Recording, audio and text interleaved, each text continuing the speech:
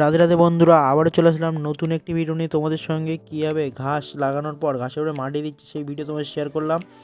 আর এইসব ধরনের ঘাস নিতে চাইলে ওপরে তার নাম্বারে যোগাযোগ করতে পারো। খুব কম প্রাইজে ঘাস বিক্রি করা হয়। আর এই ঘাসটা এটা খুব লাভজনক চাষ, যদি কেউ বাড়িতে বসে না থেকে এই চাষটা করতে পারো, খুবই ভালো।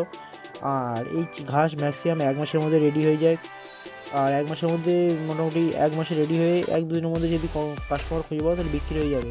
খুব লাভজনক চাষ, যদি কেউ করতে যাও বসে না থেকে, সময় নষ্ট না করে এই চাষটা করতে পারো, খুবই ভালো।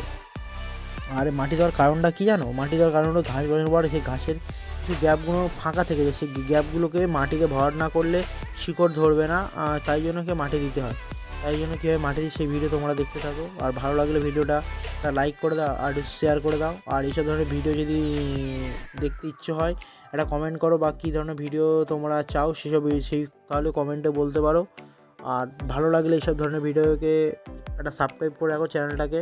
আর ছোটো ভাইটার পাশে থাকো, এটাই বলবো, আর কিছু নয়। আমার সাথে টাটা বাই বাই বন্ধুরা।